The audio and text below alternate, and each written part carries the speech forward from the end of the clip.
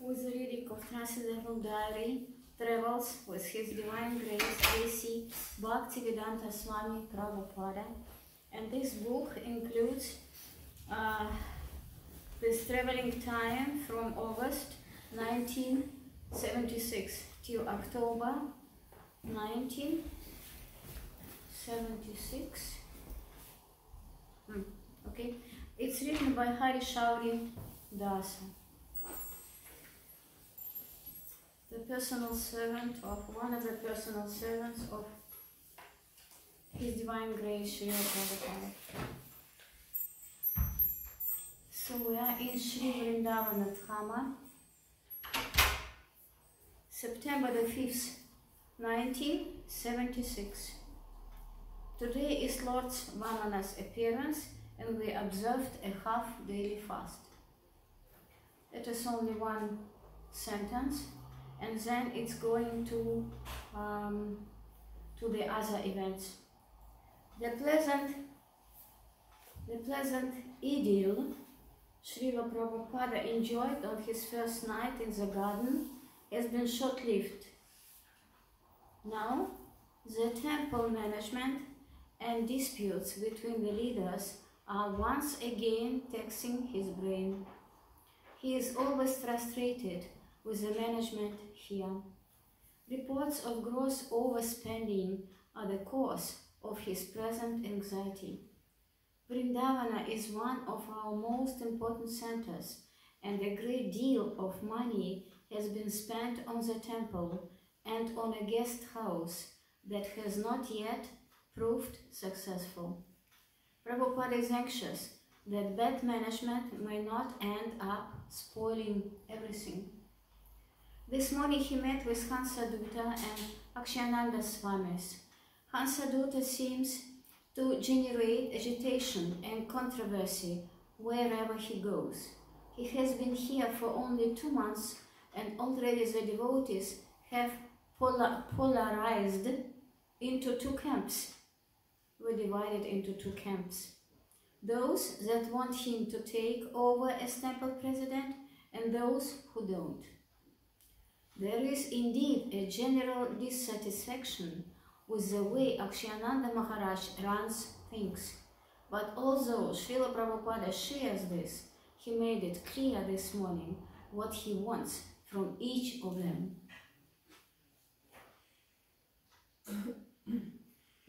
He sat facing the 2 sannyasis over his desk, Hansadutta to his left and Akshayananda to his right. Prabhupada addressed Hansadutta first. You are a sannyasi. Why you are spending such a long time here? You have a bus and you must travel. Sannyasi means that now you have to preach all over the world. Why you should be thinking of becoming the president here? Actually, a sannyasi should not remain in one place for more than 3 days at a time. You have your bus, and if the wheels stop turning, then it means the preaching is also stopped. Prabhupada gave Hansadutta the example of the Indian railways. They have a motto, the wheels must keep turning, and it is the business of every employee, whether a train driver, a fireman, or a clerk in the office, to do their bit so that the wheels never stop. If the wheels stop, business stopped. So he told Hansadutta that his bus should never stop. Still, he said, the temple is nirguna. So you may stay more than 3 days. That is allowed, but only if you have business here. Then Prabhupada turned to Akshayananda Swami. Now you must stay here in Vrindavana and never leave unless I say so. You must stay and do the management. We all looked at each other and laughed. Prabhupada is so wonderful that he can give 2 apparently contradictory instructions, and still he absolutely correct. Prabhupada went on to explain that without Akshananda's presence, things in the temple were deteriorating. So he must remain to correct the defects. So that is the piece. It ends here logically. And certainly it's very evident to see how Srila Prabhupada perfectly was managing his business as sannyasi and as founder acharya of our ISKCON organization. He was instructing two sannyasis, Hansadutta and Akshananda Swamis, what to do, and he gave them two contradictory instructions. One should stay and continue the management of the temple, and the other should leave. And he has given very nice, very nice comparison with the wheels, with the trains, with the railway trains, because the train shouldn't stop, because all who are involved in its running, driver or the clerks or firemen, they should do everything that the train will never stop. That's the same thing about the preaching. So our train of preaching of Krishna consciousness should never stop. And the wheels of this movement should always be progressing, should always be on move. And he said one more very important thing, that sannyasi should be on move all the time. That sannyasi means to preach all over the world. A person who has conquered, who has controlled all his senses, is allowed to preach all over the world. And that is the mission of a sannyasi, to preach. And he said that sannyasi should be always on move, on wheels, on the wheels of preaching, and stay in the temple not more than 3 days at one time. Because Prabhupada knows what he's saying. If he said this, we accept it. That is absolutely correct. And Hansadutta and Akshananda Swamis, they accepted these two contradictory instructions of their great spiritual master. We don't know, but our spiritual masters, the Swamis, Swami has two meanings. One meaning is the master, and the other meaning is a person who is taking the care. So our Swamis, our masters, our spiritual teachers, they are taking care of us. They are mastering our development, our spiritual development. And they're taking care, it is meant not our body. For this care we have medical care, we have doctors everywhere in Germany, not only in Germany, but they're taking care of our spiritual development, the development of our eternal spiritual soul. Srila Prabhupada ki Jai.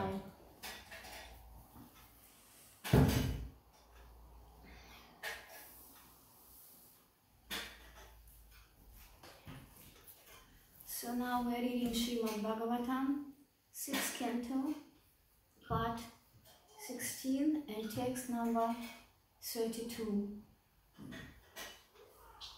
Om Namo Bhagavate Vasudevaya. Om Namo Bhagavate Vasudevaya.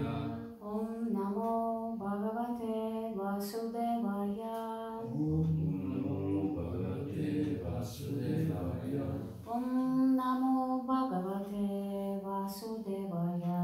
Om Namo Bhagavate Vasudevaya.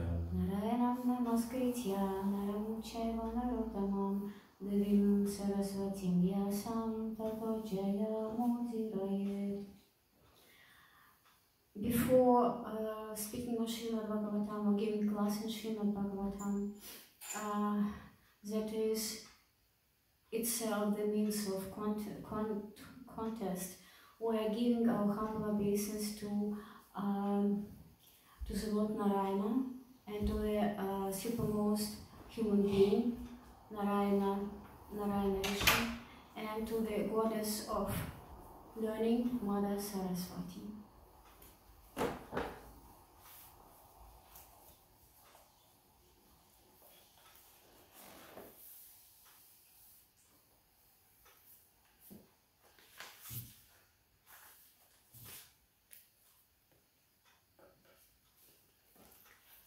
So I'm reading Sanskrit line by line, and you are repeating line by line, and then we are reading the whole verse, and then you read yourselves. Sautama shloka padabhya vishtaram. Sautama shloka padabhya vishtaram. Premashrule shairupanehayan muhuhu. Premashrule shairupanehayan muhuhu. Premopararut hakila varna nirgamam.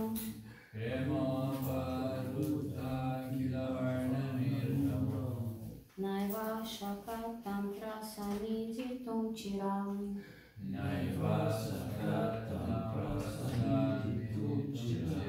Sautama shloka padabhya vishtaram. Prema shrule shairupanehayan muhuhu.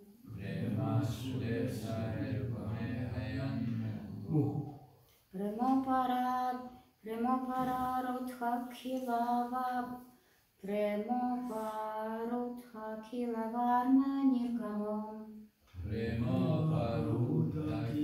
varna nirgamam.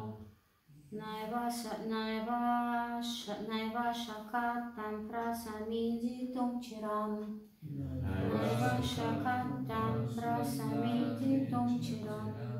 Sautama shloka padabhya vishtaram. Prema shrule shairupanehayan muhuhu.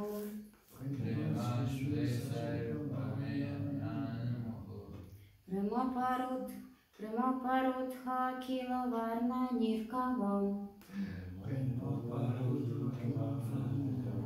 Naiva sakatam prasamiditum chiram.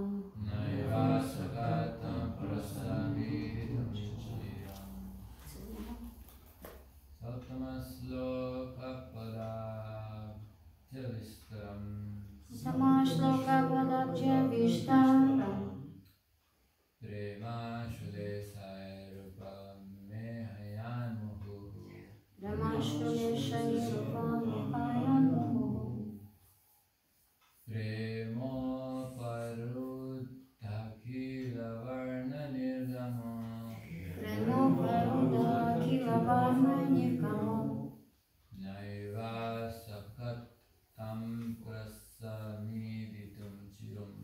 Naiva sakatam prasamiditum chiram. Sautama shloka padabhya vishtaram. Premashrule shairupanehayan muhuhu. Premoparudakila varna nirgamam.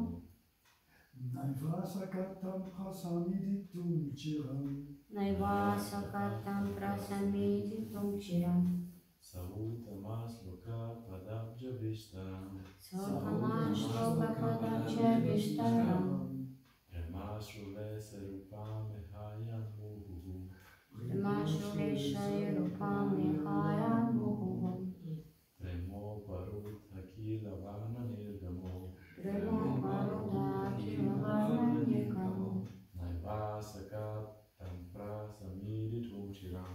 Naiva sakatam prasamiditum chiram. Sautamaśloka padapya vishtaram. Premasrulesayir upameham muhuhu.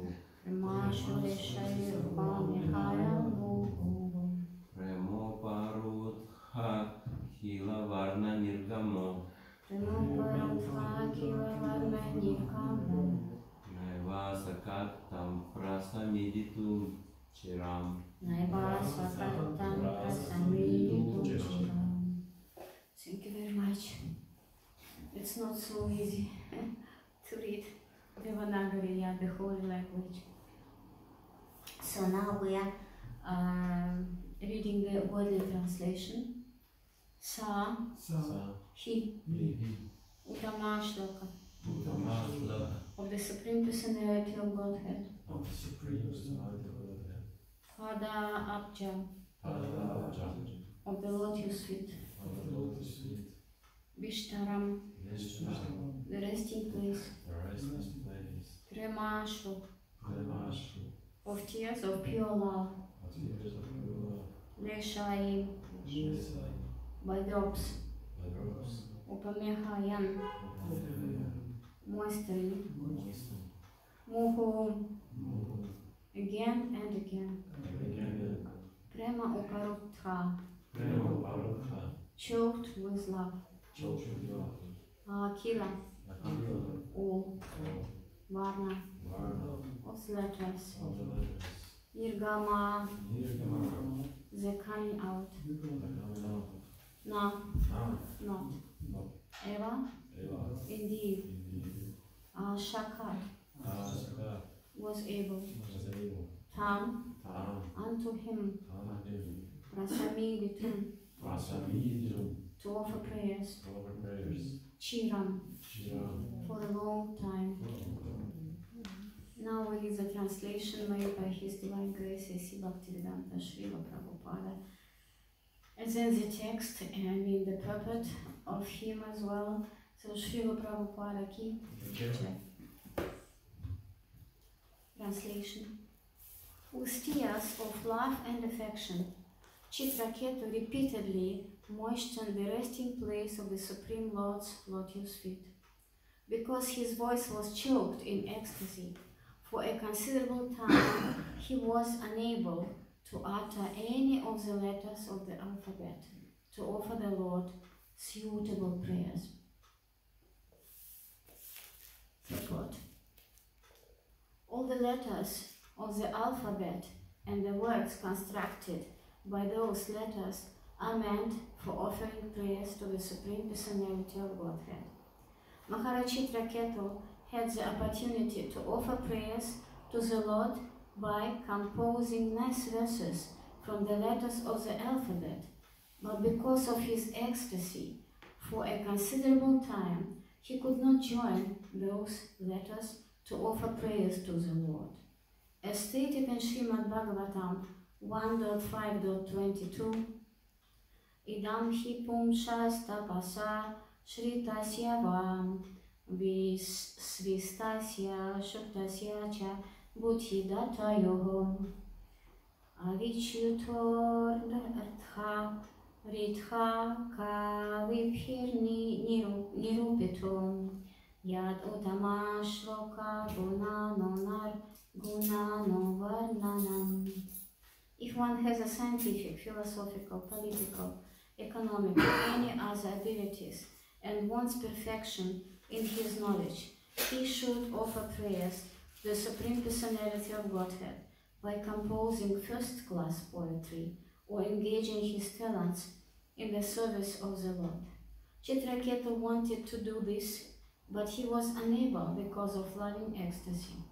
Therefore, he had to wait for a considerable time before he could offer prayers. Translation again. With tears of love and affection, Chitraketu repeatedly moistened the resting place of the Supreme Lord's lotus feet.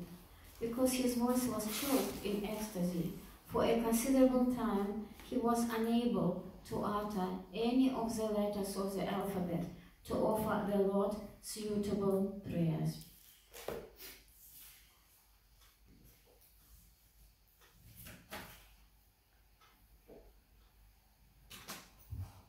Magyanatimirandasya Vinajana Shalakayam Chakshurmiritam Yenam Tasmai Shri Gurave Namaha Gam Karoti Vacharam Pangam Lankariyate Girim Yat Kripam Tam Aham Vande Shri Gurum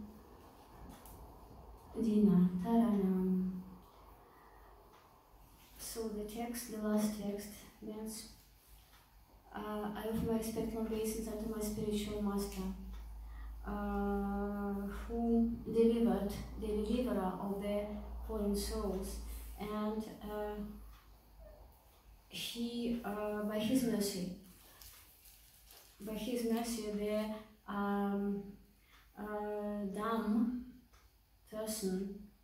person who can't hear, who can't speak, can speak eloquently, can speak fluently, and the person who can't walk, the lame person, can cross the mountains.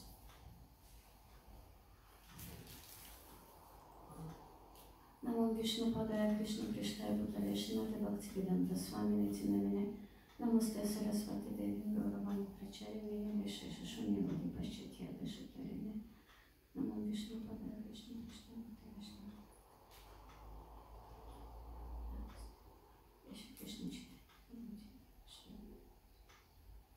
Hare Krishna, Hare Krishna, Krishna Krishna, Hare Rama, Hare Rama, Rama Rama, Hare Hare. So the story of King Chitraketu, the life of King Chitraketu, the doings of King, actions, doings of King Chitraketu, his development is going, spiritual development is going on. And we know the story of him, and he was crying. He was crying very bitterly when his son died.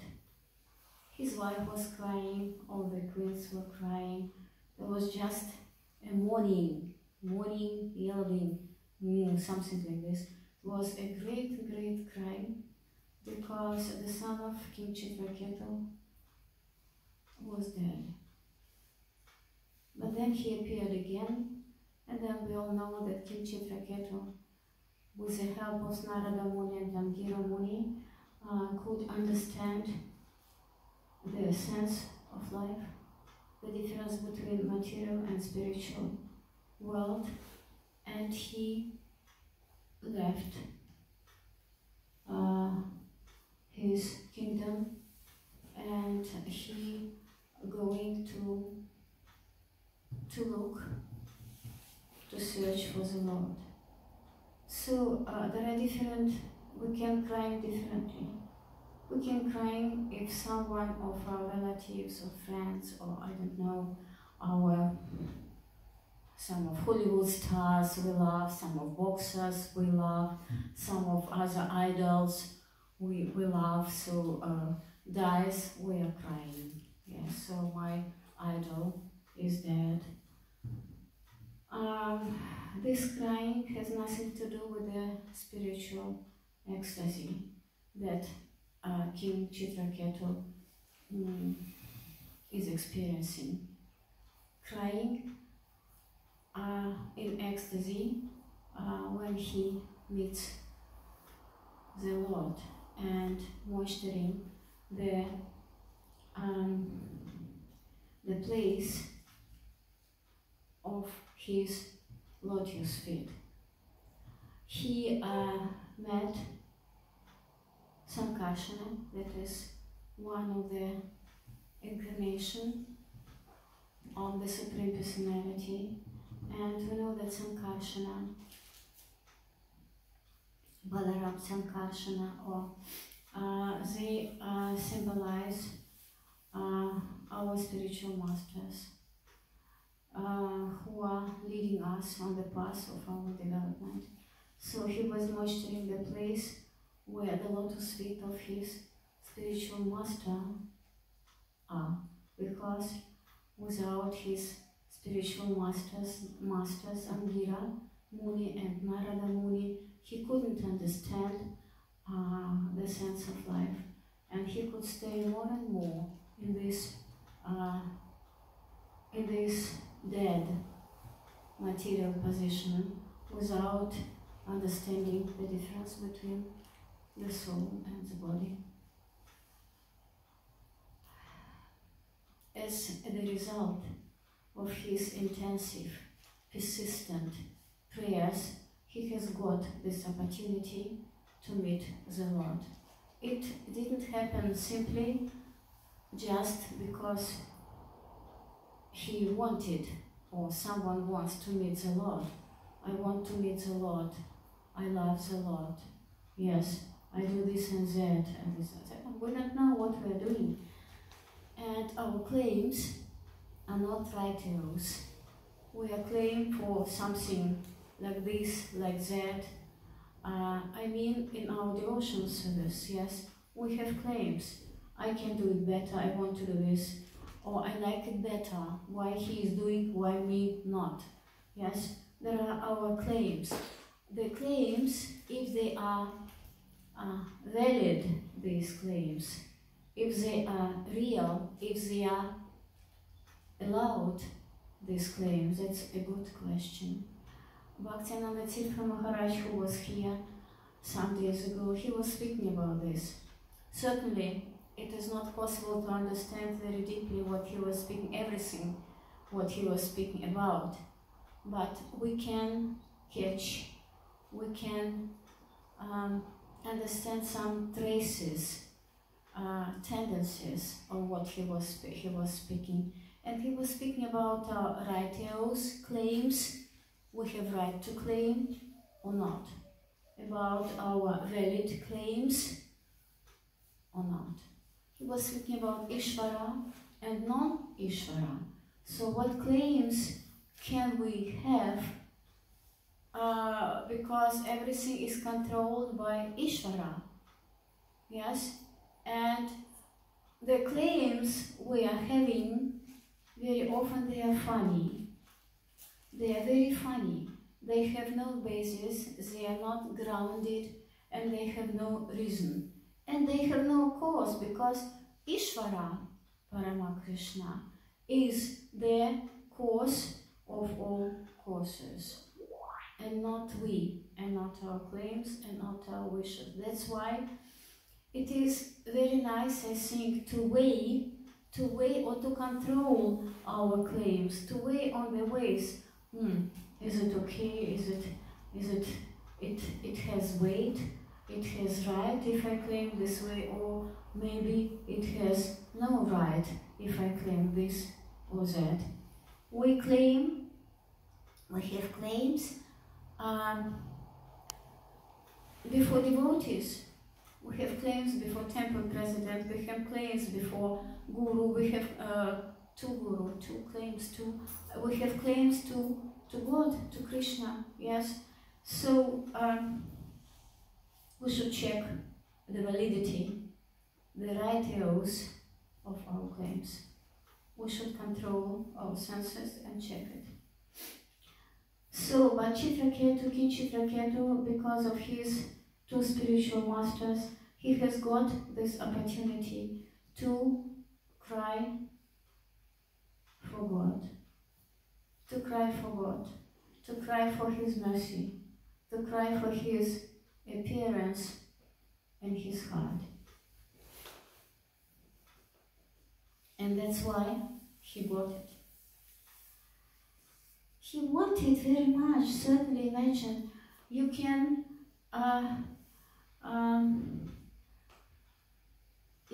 meet God, and you can invite him into your heart. We invite God on the altar when we are doing puja.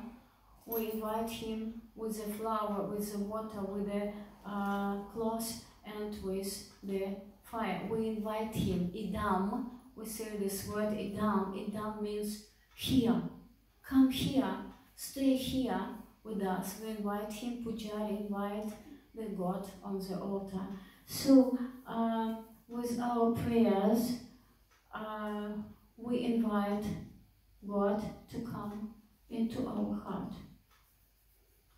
to be manifested in our heart, that we can know that God, Krishna, is real, is supreme and real, because all the prayers, the names of the Lord, the fames of the Lord, the pastimes of the Lord, that is all the same.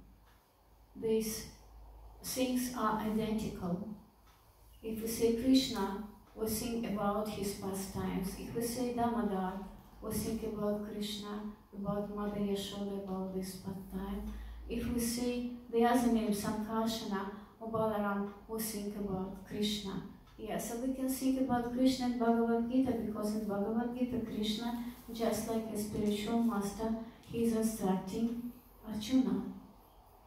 And what he is speaking about in Bhagavad Gita is also very poetical. All the speeches, how he is speaking, is poetical. It is a description in Bhagavad Gita how the saint person speaks, how saint person is speaking, how he moves, how he is speaking, and by his speech, by the words he is pronouncing, he is uttering, we can understand if he is a saint or not.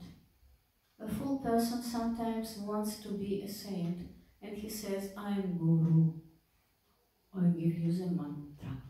Yes, give me some dollars or rupees. Yes, we can see, we can listen, we can hear how he is speaking, in what voice. Yes, what are his manners. We can differentiate if this is a saint person or not by speaking, or simply a fool. We should be very responsible for the words we are pronouncing. Even if we don't know much, we should control it and see what we know. If we don't know, we shouldn't touch it. It's very complicated, it's very deep. Maybe I should learn more and more and more and more. Then I can speak about some topics. I'm not able to speak now, not to offend Krishna, because all the topics, all the pastimes, all lilas, all names, all fames, that is all Krishna himself in one. It is not possible to understand it, it's achintya, Veda Tattva, but it is possible to accept it.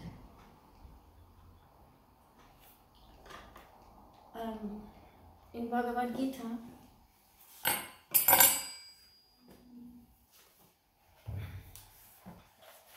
there is a chapter, the 11th chapter, where Krishna is showing his universal form to Arjuna. And Arjuna is so much, shocked, because the universal form of the Lord is very volumeful. It is not just one form. It is gigantic. And he is giving his prayers to the Lord. He is so astonished. And he is speaking very poetical to him.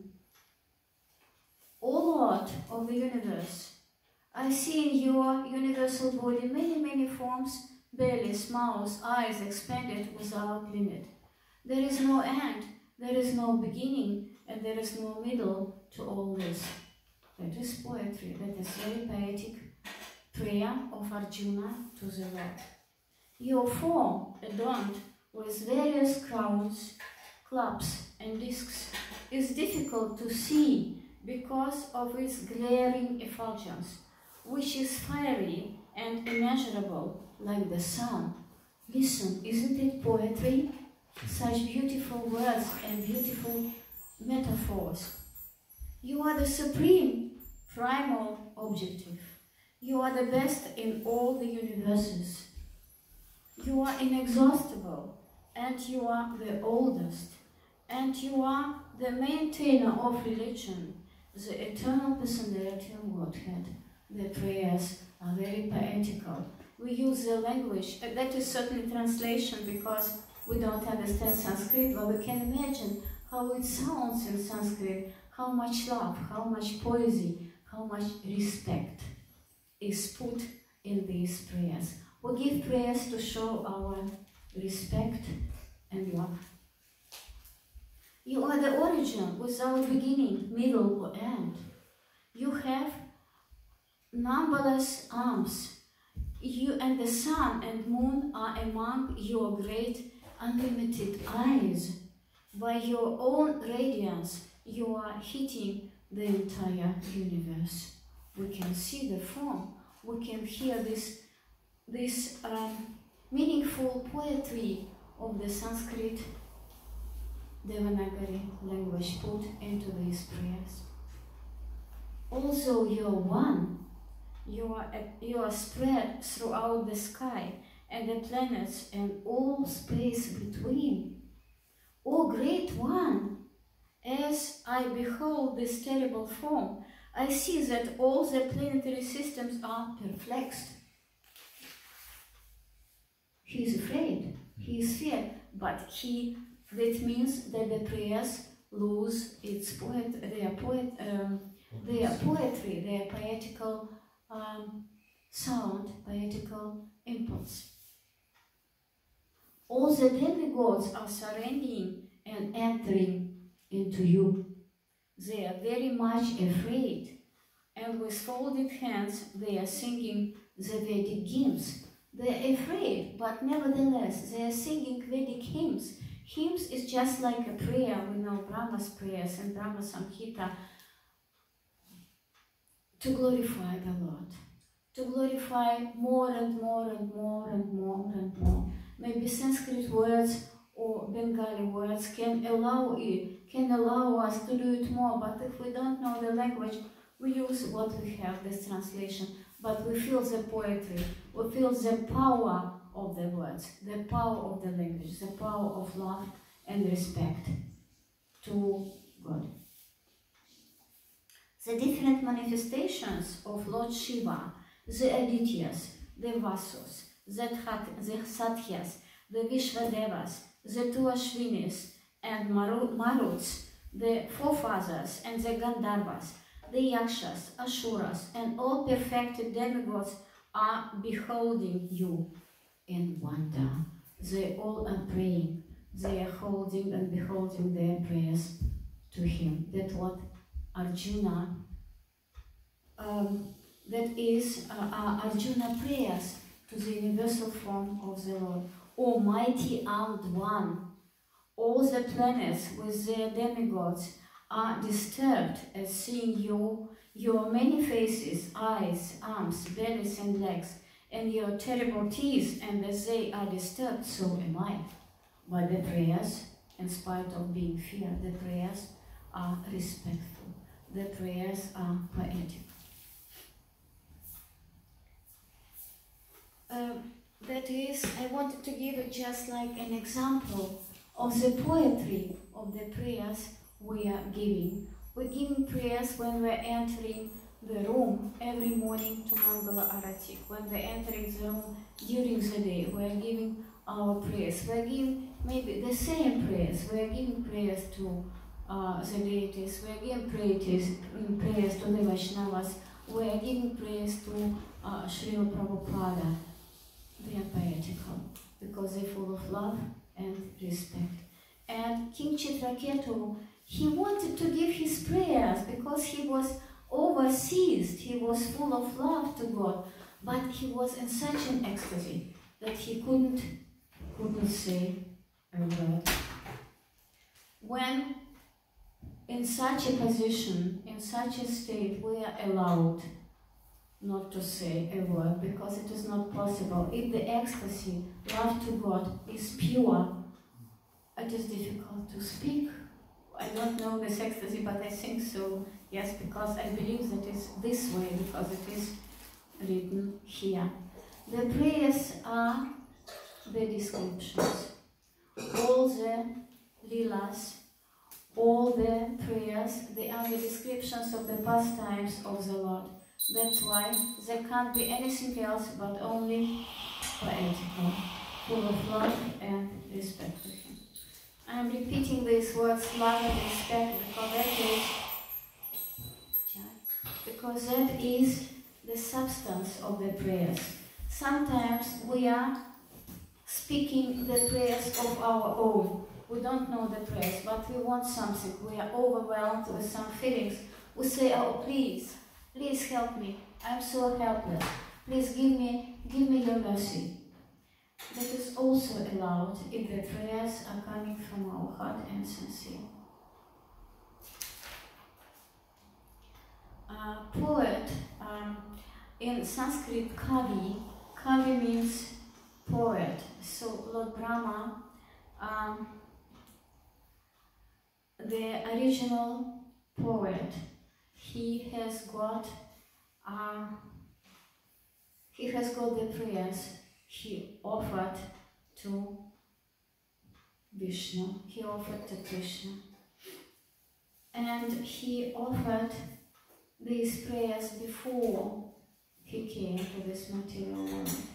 Because material world was created by him, yes, but spiritual world has never been created.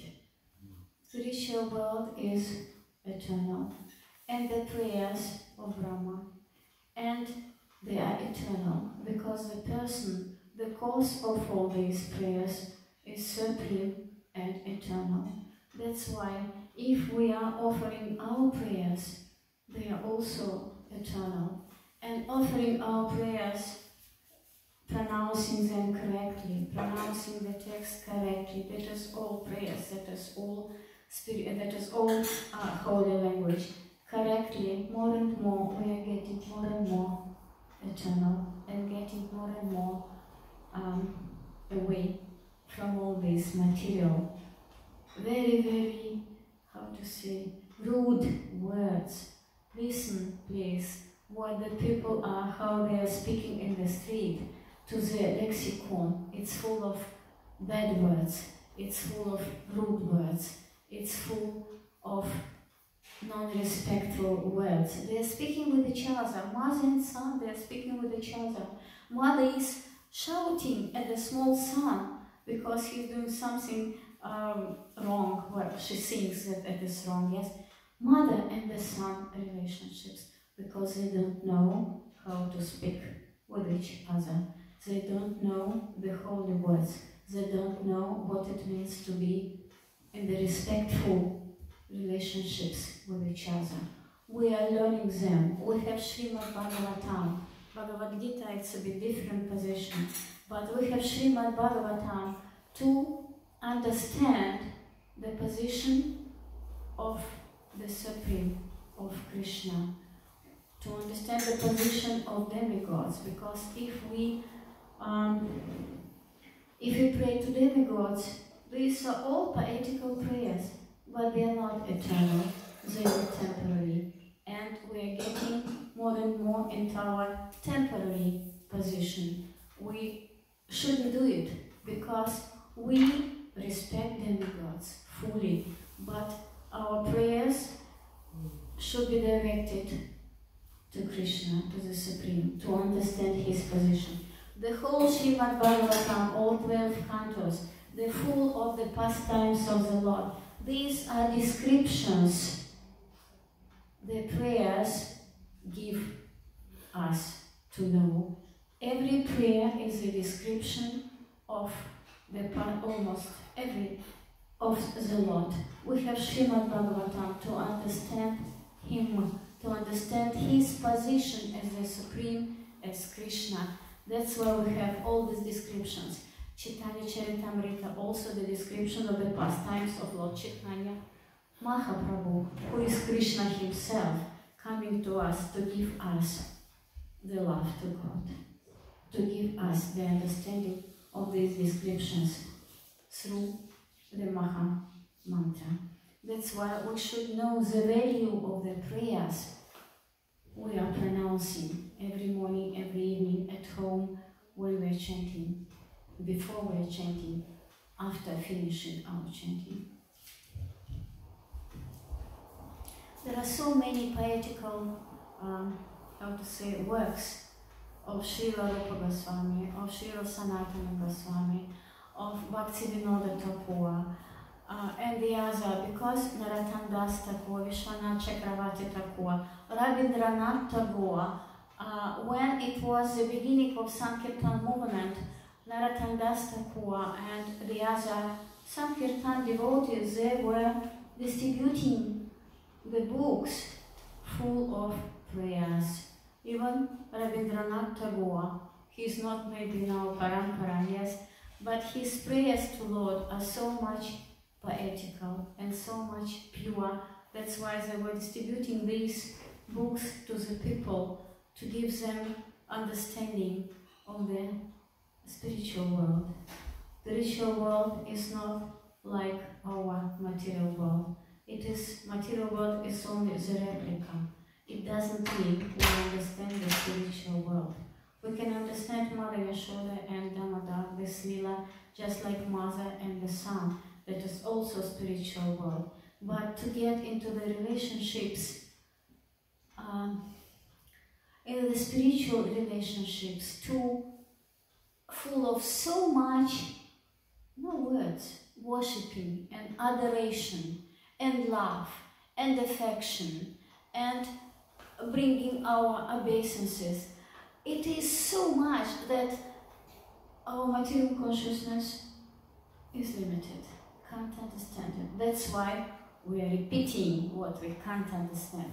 We are repeating the prayers, we are repeating the descriptions, we are learning by heart from Bhagavad Gita, from Chaitanya Charitamrita text, from Srimad Bhagavatam, to come to this sentiment, to this spiritual emotion that purifies our consciousness and open more and more for us the diamonds of the spiritual world. That's why Bhagavad Gita is called the Song of God. It is not called the instructions of God. It is not called the conversation of God. It is called the Song of God, the recitation of God, the Song of God. Because that is the scripture not from this world. And in the spiritual world, they are not speaking, they are not pronouncing the words we are hearing. Unfortunately, here to speak in the street, when we are shopping, even when they are distributing books. But when the people get the book and read it, they can see the difference between the language.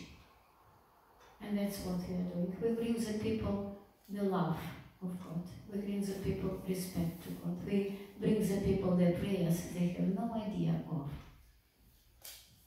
And purity they don't know.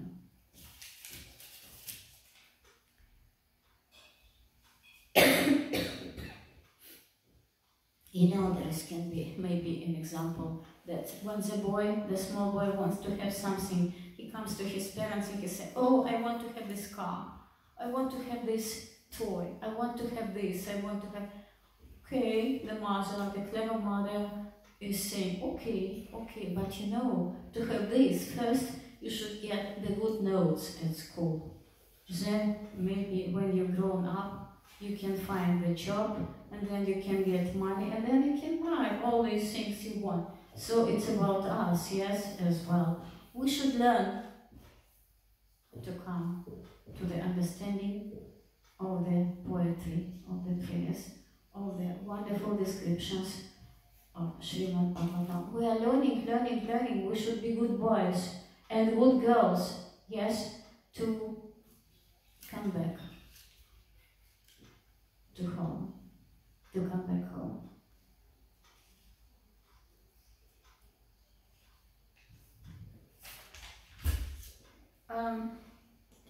The prayers we are bringing to, if we are bringing the prayers to demigods in India, many people, they are praying to different gods, to demigods, to different gods, yes, to Krishna as well, maybe not. Yes, I don't want to show my being not respectful. I'm very respectful to this culture and to all these prayers, but unfortunately they are not complete. They are not perfect. They are not bring us to the perfection. We want to be perfect. We want to be complete. Yes, that's why the prayers to demigods are not complete.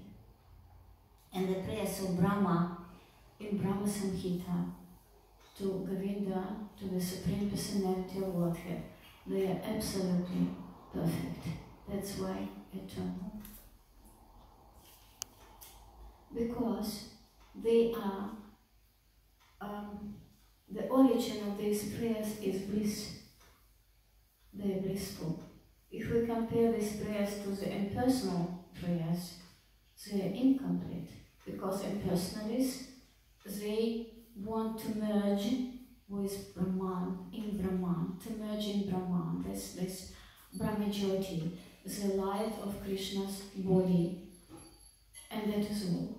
There is no diversity, there is no manyness in this Brahmajyoti. They are swimming in this Brahmajyoti in this light. Yes, they have knowledge. They are mostly jnanis, that is empirical philosophers. They have knowledge, but they don't know the practical employment of this knowledge, of the prayers. Yes, we should know the practical use of these prayers. They are only for purifying our consciousness. They are only for awakening our love to God. And we should be so, so grateful to Krishna, to our spiritual masters, to Srila Prabhupada, for this possibility to understand and to have a touch with all these holy words in Devanagari, holy language.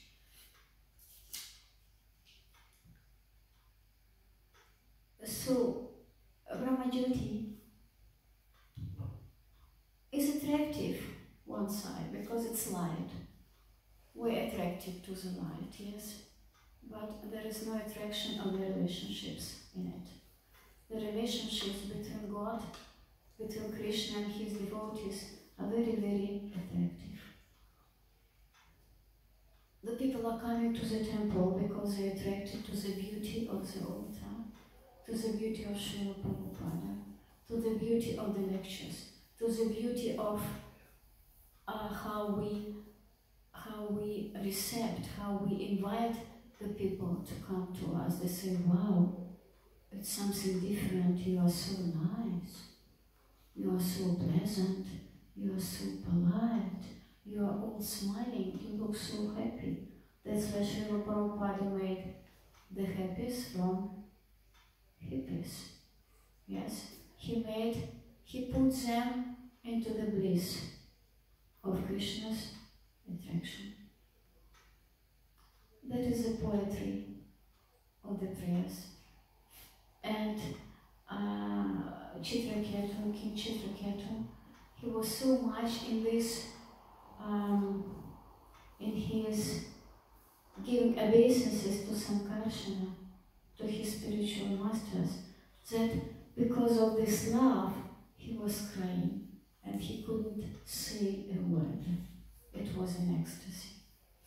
Sometimes the people say in the ecstasy, you see, my hair are going up and my voice is choked, I can't speak, yes, oh, that is ecstasy.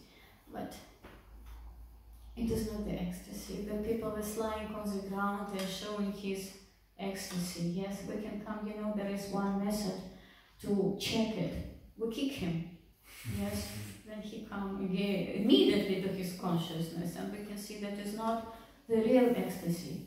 That is the false ecstasy. That is very bad. There are many false gurus who are using this to cheat the people.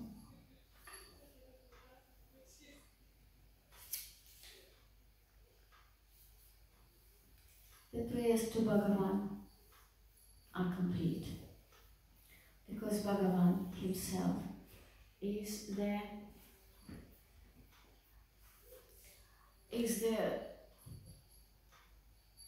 realization of the Supreme is the perfect realization of God, Bhagavan. That's why if we are giving our prayers to Bhagavan or to Vishnu, these are perfect, they are complete.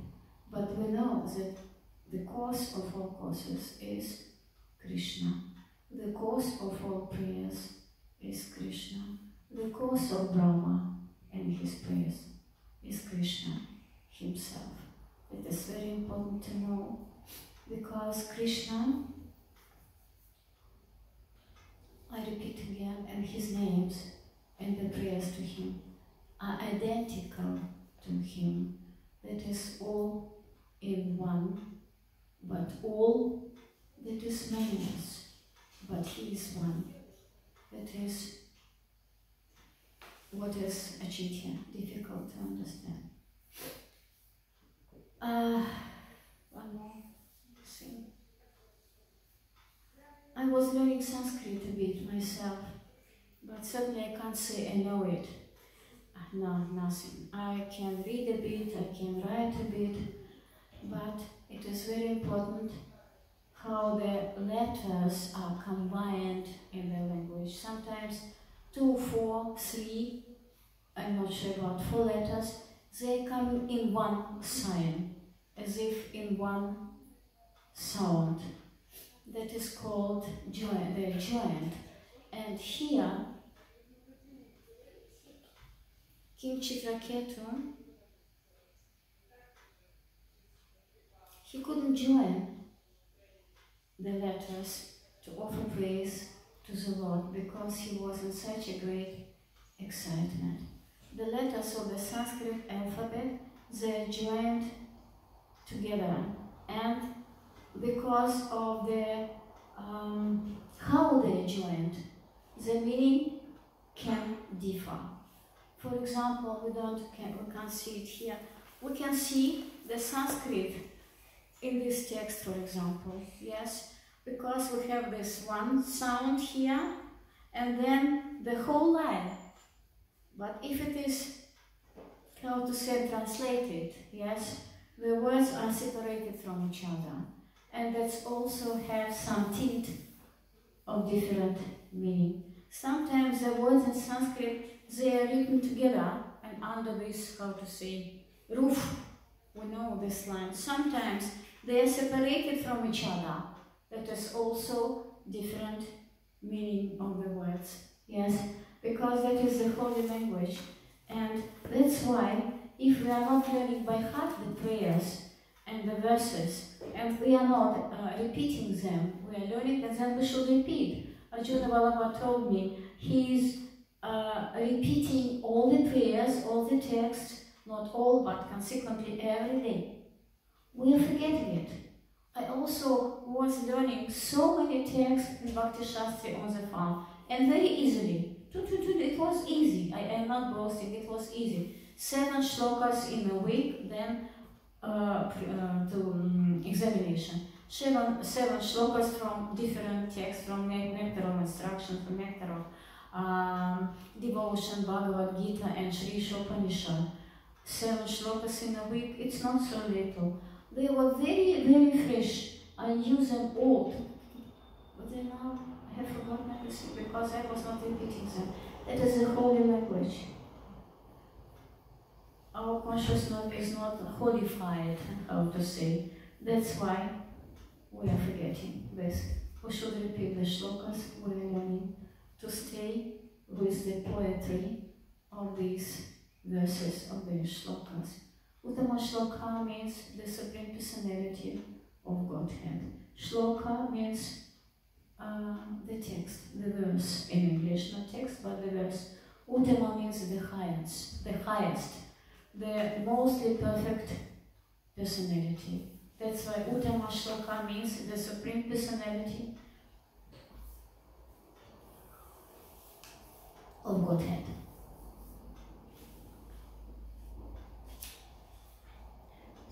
I think that is all I can say. The beauty, the most important, the mostly attractive, the most important feature or Eigenschaft, the most important feature of Krishna is beauty. That's why we offer him beautiful prayers in a beautiful voice and with beautiful intonation and with love from our heart. Mayavadis, they can do it because they don't have qualities for this. They have some Shakti, they are Shaktas, but that is not the Svarup Shakti of the Supreme Personality of Godhead, that is Achintya, that is not conceivable. That's why we should differentiate Mayavadis and personalists who are learning how to render the service to the lotus feet of God. And our spiritual masters, they are leading us on this way. That's why we say this text, this prayer from Bhagavad Gita, Tatvidhi Pranipatana Prati Prashnana Sevaya Upadishyati Te Gyanam Gyaninas Tattva Darshinaha. Tattva Darshi. These are our spiritual masters because they have seen the truth, and that's why we are offering him our poetical obeisances. So thank you for your patience with me. Yes, my idea was to show, no, not yet, one more thing. I'm sorry, I have brought the book. I have got the book as a present from Tägliche Mataji. It is called My Daily Prayers. They are the prayers for the day. Sometimes I read it, but not every day, unfortunately. But when I was ill, I was praying every day. I was reading prayers from this book. That is Shivarama Swami's book. I read, if you allow me, only some prayers of it from this book.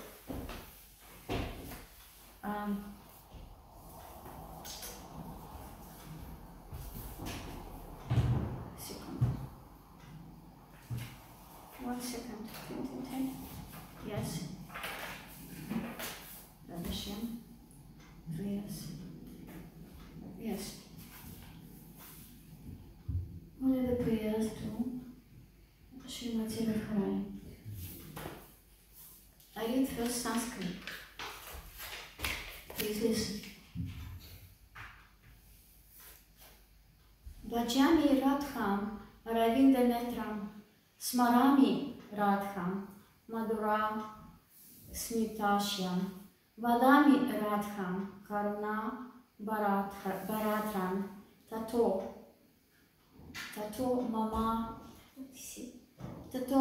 Mamanya Sti Gatir Nakapi. That is not outlined here. Then the translation. I worship lotus-eyed Radha.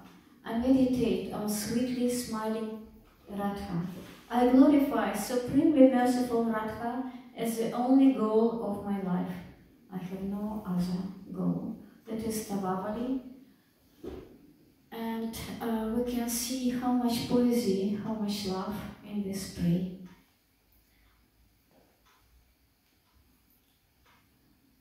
I can read only in English because I read in English one more plea. O Radha, I shall never ask you for anything other than direct service to your lotus feet. I offer my respectful obeisances to your friendship. I offer my respectful obeisance to your friendship again and again. May I find your service as sweet as nectar. May I find your service as sweet as nectar.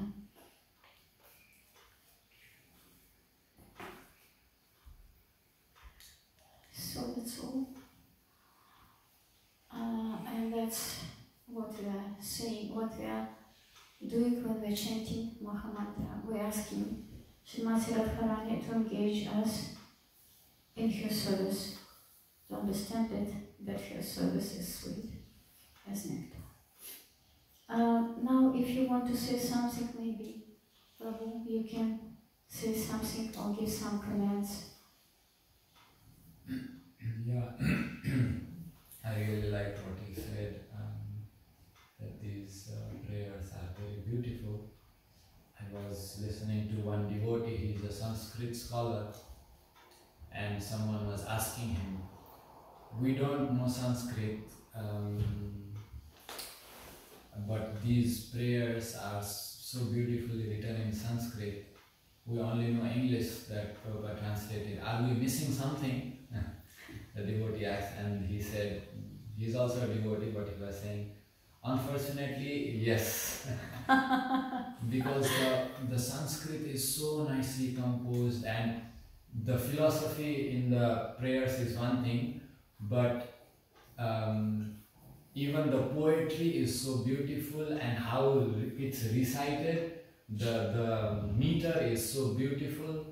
And then other thing he was saying, like the Goswamis, when they would write in such a beautiful handwriting also. He was saying, so it was even the Goswamis, when they wrote Nectar of Devotion, it was such beautiful writing. So there is one devotee, his name is Dravida Das. He is from San Diego. Again, could you repeat the name? Dravida. Dravida, I was speaking about him. Yeah, Okay. yeah, yeah. So he recites these slokas very nicely, and I can share in the group also if you want. So, and you can really feel, oh, this poetry of the Sanskrit is so nice, so sweet, and yeah. So I wanted to show the beauty of the poetry of the holy language, of the poetry of prayers. That was the idea, not to speak much about principles, I'm sorry, yes, but about the beauty of the prayers. You want to say something? Okay.